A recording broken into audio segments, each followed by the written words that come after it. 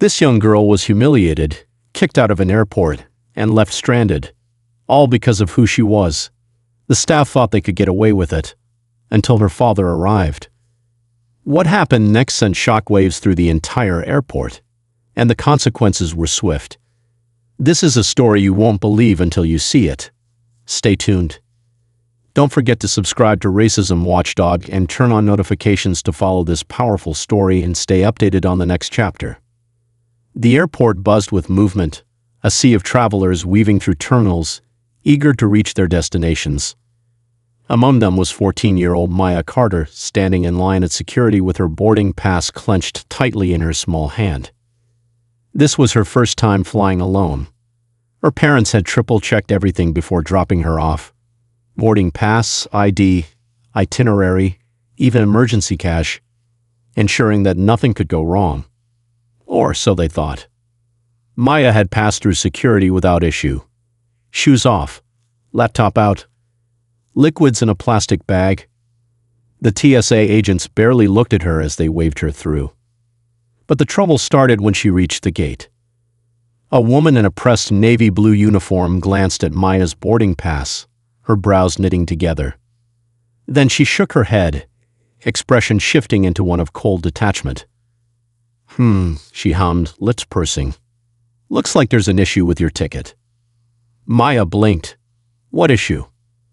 The woman didn't explain. Instead, she simply gestured to the side. Step over here for a moment. Maya did as she was told, but something felt off. Other passengers strolled right past her, handing their boarding passes over without a single hitch. A man in his 40s, dressed in khakis and a blazer, approached the desk, handed over his pass, and was met with a warm, "Enjoy your flight, sir." A woman with 2 young kids did the same. No problem. But when Maya tried again, offering her confirmation email and ID as proof, the woman cut her off. "Your reservation isn't in our system," she said, voice clipped. Maya's heart kicked against her ribs. "That's not possible. I have the confirmation here." She tapped her phone screen. "My dad booked it directly with the airline. I'd even—" "You're not flying today," the woman interrupted. "That's it." The curt dismissal sent a wave of humiliation crashing through Maya. A few nearby passengers glanced over, sensing the tension, but no one stepped in. Maya swallowed hard. "Can I speak to a manager?" The woman let out a sharp laugh. "Oh, we're really doing this," she said, turning to the agent next to her with an exaggerated roll of her eyes. Maya stiffened. "I just want someone to check." "Sweetheart," the woman interrupted again, voice suddenly dripping with mock sympathy. "You're not eligible to board this flight. That's final. So either you leave the gate area, or we can have security escort you out." The threat hung in the air. Maya's stomach twisted. Her dad had warned her about things like this, that sometimes people see your skin before they see you. She took a slow breath. "Ma'am, please. I haven't done anything wrong. I'm not being rude. I just need someone to check." "You're holding up the line," the woman snapped, voice sharpening. "Security." A tall, broad-shouldered security officer appeared, a walkie-talkie strapped to his belt. His eyes landed on Maya like she was a problem to be removed. "Problem here?" he asked lazily. The woman sighed dramatically, shaking her head. "Young lady refuses to comply. I think she's trying to fly on a ticket that isn't hers." Maya's breath caught. "That's not true," she protested. The security officer barely spared her a glance. "Come on," he muttered, reaching out. Maya stepped back instinctively. "I didn't do anything." Other passengers paused to watch. Some with curiosity, others with silent discomfort. But no one stepped in. "Miss," the officer grumbled, "I won't ask again." A second security guard approached, older, sterner. "You're leaving the area? Now." Maya's pulse pounded. Her face burned with embarrassment as she felt hands on her arm, guiding her away from the gate, away from her flight. She didn't fight, didn't yell. She just let them remove her. Her legs felt unsteady as they led her down the terminal, past staring faces. Outside, the cold air hit her like a slap. Shivering, humiliated, she looked down at her phone. Her suitcase? Gone. Her ticket? Vanished. And the worst part? No one had cared. She swallowed back tears as she pressed a button on her phone. The ringing was immediate. 1 ring. 2. Then, a voice. Calm, steady, but sharp. Her father. Maya. Her throat tightened. Dad? She could hear his breathing change. Where are you? Maya wiped at her face quickly. Outside the airport, security. She hesitated, voice hitching. They said I couldn't board. They took my ticket, Dad, and my suitcase. Silence. Not the kind of silence that meant hesitation. The kind of silence that meant something was about to happen. Then, in that same dangerously quiet voice, her father said, Stay right where you are. I'm on my way. Maya gripped the phone tighter, exhaling shakily. Okay. The line went dead. She stared at the screen, heart pounding. Her father wasn't just coming to get her. Something told her the entire airport was about to regret today. The low growl of an engine cut through the evening air as a sleek black car pulled up to the curb outside the airport. The moment the door opened, a man stepped out, tall, composed, and commanding. Dressed in a tailored navy blue suit, Alexander Hayes barely glanced at the terminal before striding toward the entrance. Passengers paused mid-conversation, catching sight of the measured intensity in his step, the way his presence seemed to part the crowd without a word. Maya had once joked that when her dad walked into a room, people straightened their backs without even knowing why. She wasn't wrong. Inside, the airport's fluorescent lights buzzed faintly as Alexander entered, calm, but with a storm behind his eyes. He spotted her immediately. Maya sat near the entrance, hugging her knees, her expression guarded but relieved. The moment her eyes met his, her breath shuddered out. Her father stopped just inches away. His hand rested on her shoulder, not in comfort, but in quiet reassurance. Are you hurt? His voice was low, controlled. Maya shook her head. No. His gaze flickered, assessing her. Then, with chilling steadiness, he said, Who did this? Maya didn't need to answer. Alexander's eyes shifted beyond her, settling on the uniformed airport staff near the gate. The moment he stepped forward, everything changed. A sudden shift in the atmosphere. The same supervisor who had humiliated Maya earlier was still there, chatting idly with another staff member. She barely glanced up as Alexander approached, until he spoke. Excuse me. The tone was polite. Too polite. The kind that made people listen. The woman finally turned, only to freeze. Something in the way he stood, the absolute lack of hesitation, made her straighten on instinct. Yes, she said, hesitant now.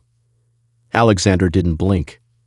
My daughter was denied boarding and removed from this airport, he said evenly.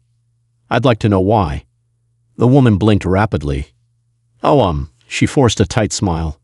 Sir, I don't know the details, but I'm sure it was just a misunderstanding. Then clarify it for me. She swallowed. Before she could respond, Alexander reached into his pocket and pulled out something small but unmistakable. A gold-plated badge. The woman's face lost all color. Who was he? Other employees stiffened as the realization hit them. Passengers nearby had begun recording. Someone whispered, Wait, is he? Alexander flipped the badge shut, sliding it back into his pocket. I want to see the security footage, he said. Now. The supervisor visibly tensed. Has security footage? Yes.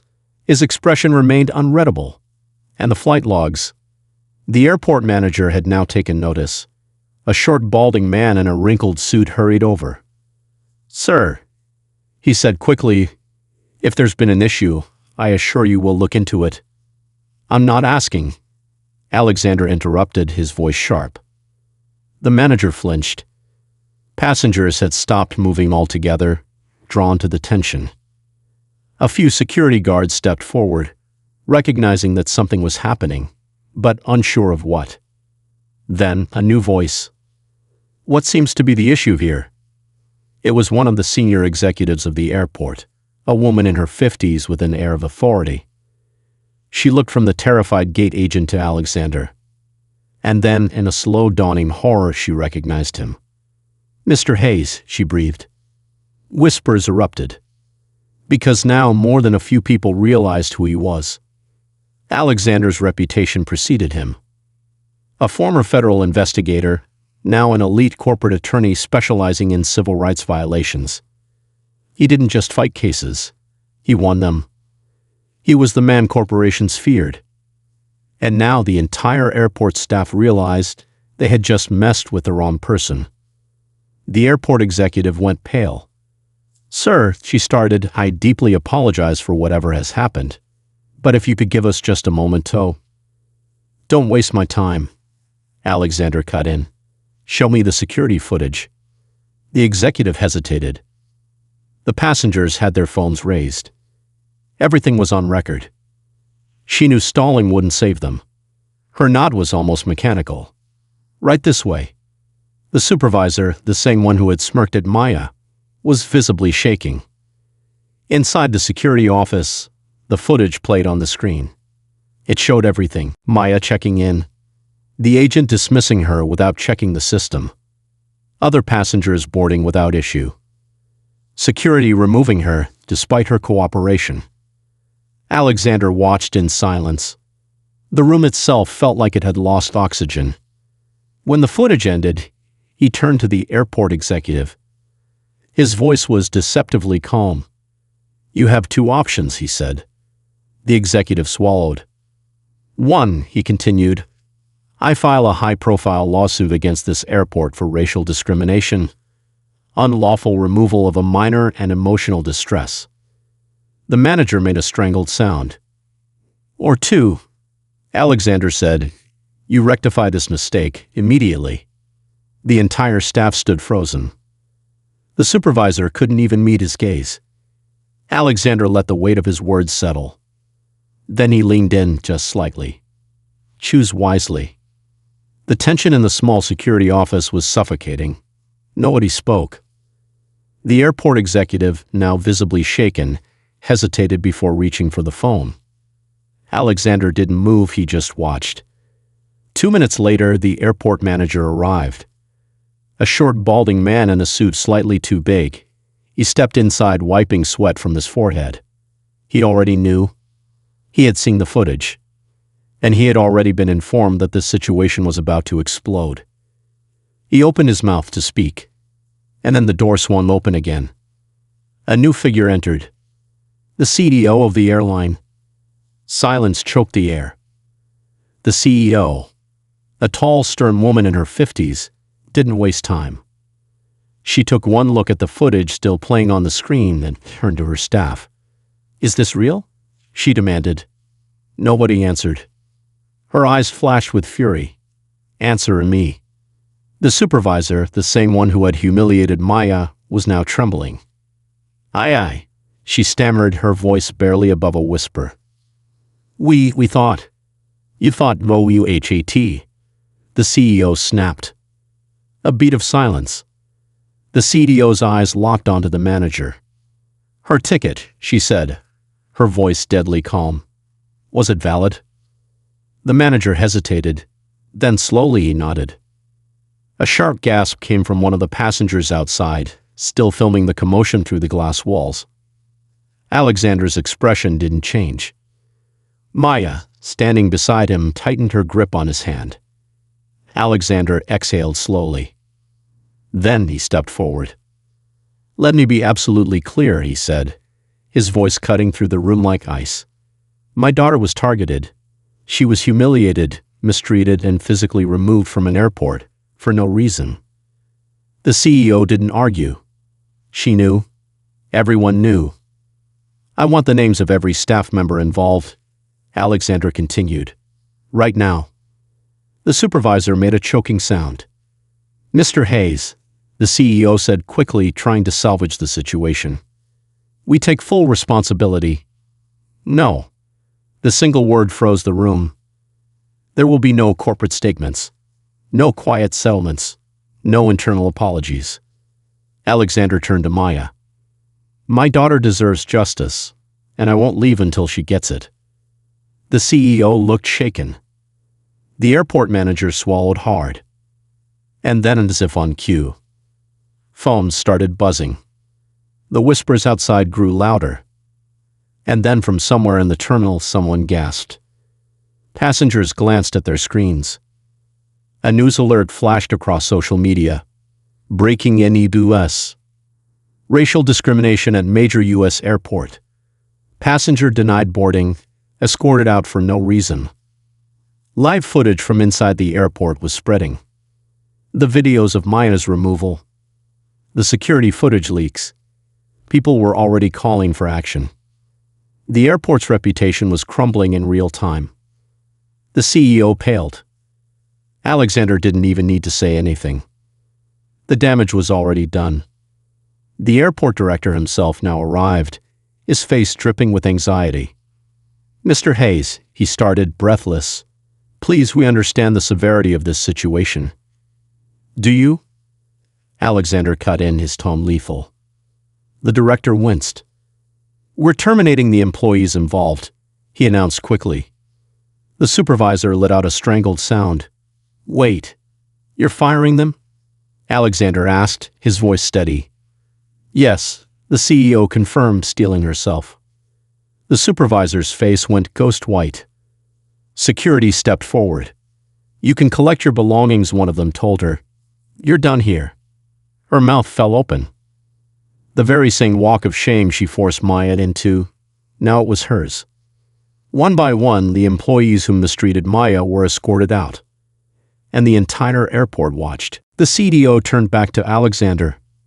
Sir, she said, her voice more cautious than ever, we deeply regret this, and we want to make this right. Alexander tilted his head slightly. She cleared her throat. We've rebooked Maya's flight, first class, no charge. Maya's eyes widened slightly. A formal apology was issued on the spot. Alexander said nothing for a moment.